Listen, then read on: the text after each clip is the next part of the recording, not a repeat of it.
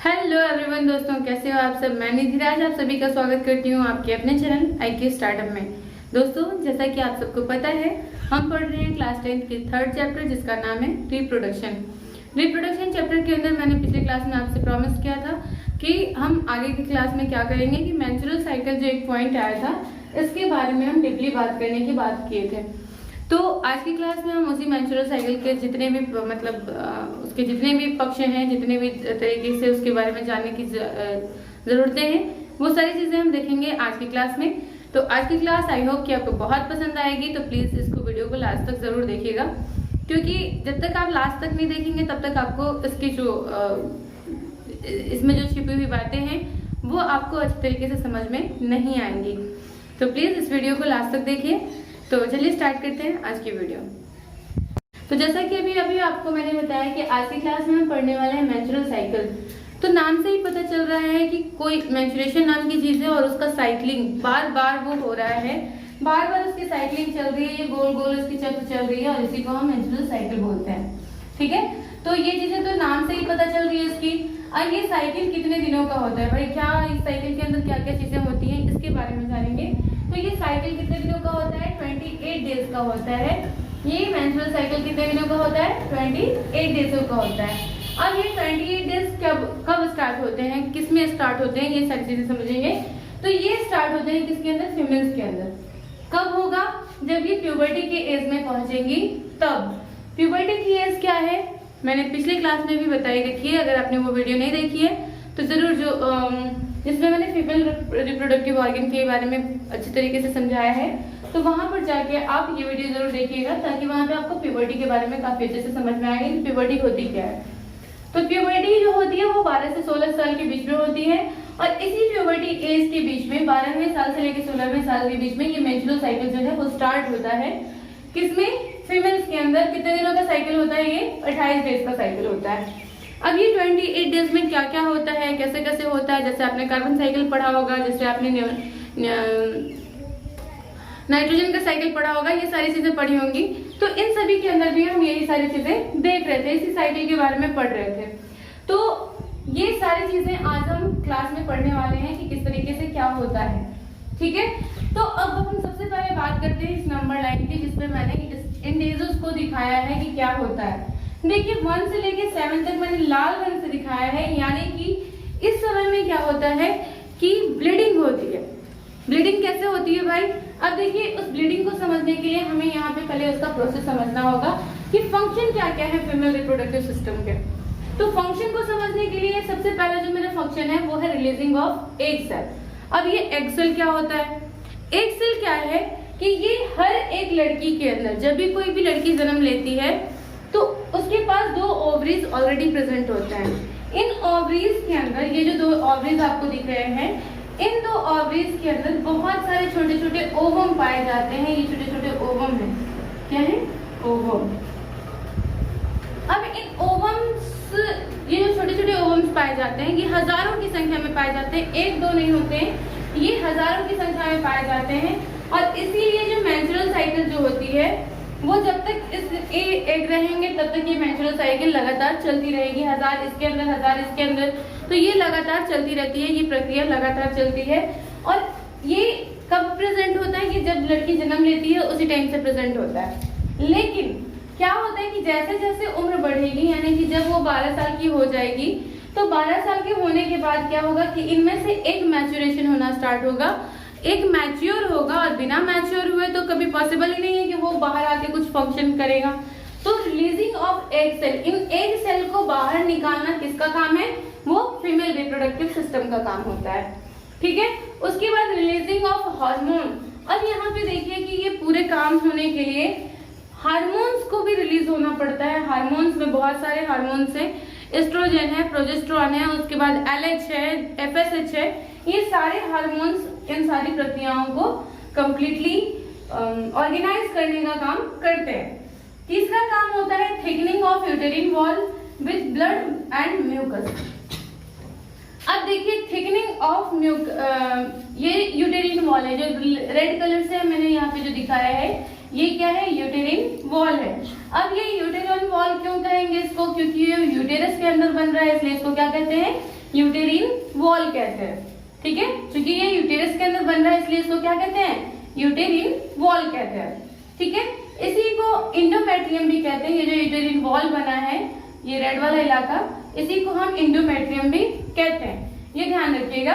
अब ये इंडोमेट्रियम क्यों बनाया जाता है भाई, क्या जरूरत है इसकी? ये जो थिकनिंग ऑफ यूटेरिन वॉल जो बनाया गया है कि ब्लड और म्यूकस से मिला के ये जो थिकनिंग की जा रही है, इसकी मोटाई को बढ़ाई जा रही है, ये क्यों की जा रही है, इसको अगर समझे तो देखिए होता क्या है कि जब प्यूबर्टी की एज में कोई भी लड़की पहुंचती है तब ये एग जो है ये कार्पस ल्यूटियम यहाँ पे बनता है और वो कार्पस ल्यूटियम क्या करता है, इन एग्स को मैच्योर करता है, मैच्योर करके ये उसको रिलीज करता है। रिलीज करने के बाद एक बार में एक ही एग सेल रिलीज होते हैं, ये बात ध्यान रखिएगा। तो ये एग सेल रिलीज होने के बाद इन फिम्ब्रीज के द्वारा, ये जो फिंगर लाइक स्ट्रक्चर दिख रहे हैं आपको, इन फिम्ब्रीज के द्वारा वो कैच कर लिया जाता है, पकड़ लिया जाता है और पकड़ने के बाद ये यहाँ से इस तरह से होता हुआ ये पहुंचता है यहाँ पर, यानी कि फैलोपियन ट्यूब में ये पहुंच जाता है। फैलोपियन ट्यूब में क्या होता है इसका कि अगर इसको स्पर्म मिला, ठीक है, यहाँ पे कोई स्पर्म अगर इसको मिला तब ये क्या करेगा, ये जाइगोट बना देता है और ये जाइगोट फिर जाके आगे की ओर बढ़ेगा, फिर ये आएगा यहाँ पर ये जाइगोट क्या करेगा, प्लासेंटा से जुड़ जाएगा और ये प्लासेंटा कहाँ से रिलीज होगा, ये इंडोमेट्रियम और जाइगोट को जोड़ने का काम करता है। ठीक है, और ये प्लासेंटा के थ्रू जब ये जाइगोट जुड़ जाएंगे तो इंडोमेट्रियम का काम क्या है कि इंडोमेट्रियम इस जाइगोट को न्यूट्रिएंट्स देने का काम करता है और ये न्यूट्रिएंट्स किस लिए, इस जाइगोट को बेबी चाइल्ड बनने के लिए। ये जाइगोट पहले एम्ब्रियो बनता है और एम्ब्रियो बनने के बाद फिर वो बेबी बनता है, यानी कि चाइल्ड के रूप में बेबी चाइल्ड, जो छोटे बच्चे आ रहे हैं जो 9 महीने के बाद जो बच्चे पैदा लेते हैं तो वो बनता है।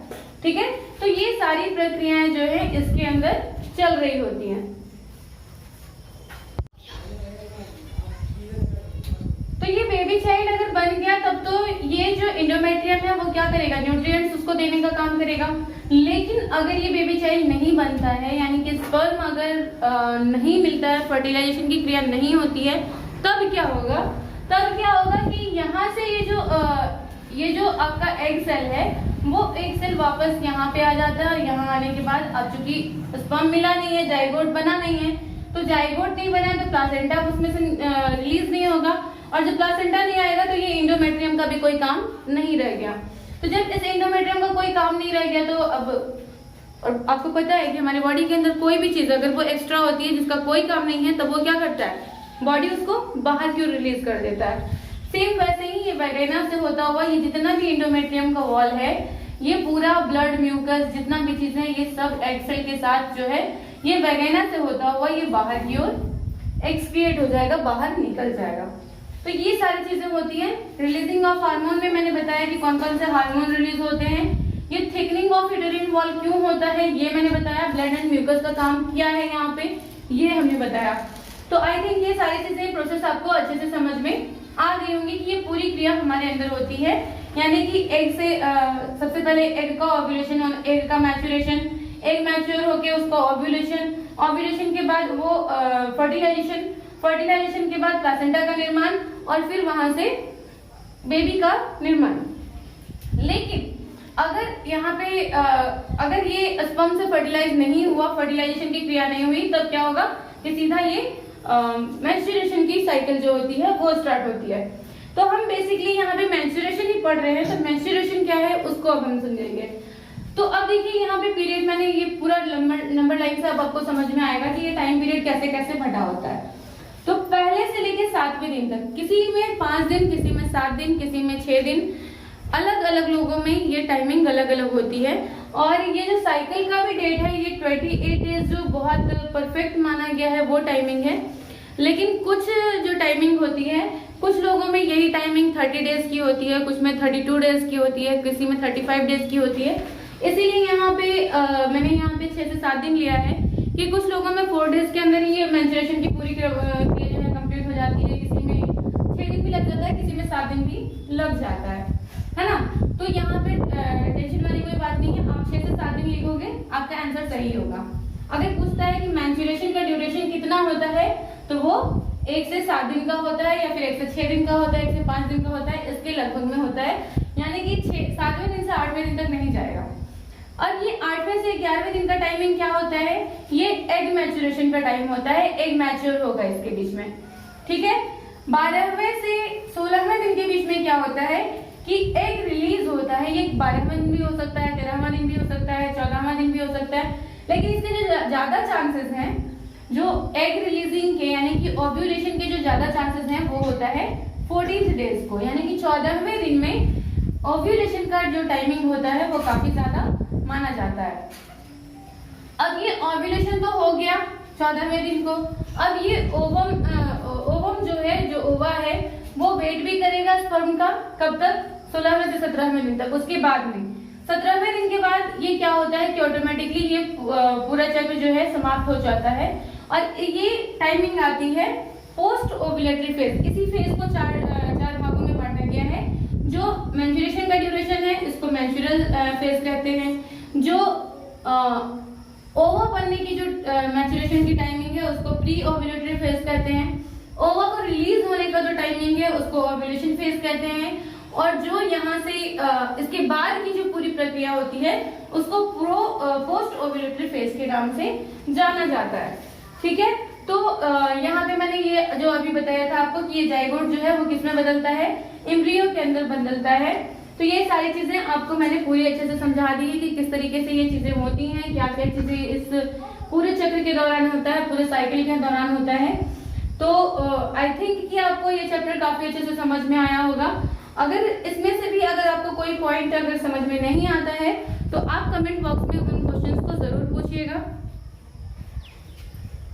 और वो क्वेश्चंस हमारे लिए बहुत इंपॉर्टेंट है, क्योंकि देखिए पढ़ाते समय जो चीजें याद होती है, माइंड में होती हैं, वो चीजें तो हम समझा देते हैं, लेकिन कुछ पॉइंट्स छूट भी जाते हैं। लेकिन अगर उन पॉइंट्स में आपको दिक्कत है तो आप हमें कमेंट बॉक्स में जरूर पूछिए, हम उसके आंसर्स आपको जरूर भेजेंगे। तो अगर आपको हमारी वीडियोस पसंद आ रही हैं तो वीडियोस को लाइक कीजिएगा। साथ ही अगर चैनल को सब्सक्राइब नहीं कर रखा है आप लोगों ने तो जरूर सब्सक्राइब कीजिएगा, और कमेंट जरूर कीजिए ताकि आपको हर क्वेश्चन की जो जवाब है आपको आसानी से मिल सके। तो आज की वीडियो में बस इतना ही, मिलते हैं नेक्स्ट वीडियो में, तब तक के लिए बाय बाय, टेक केयर।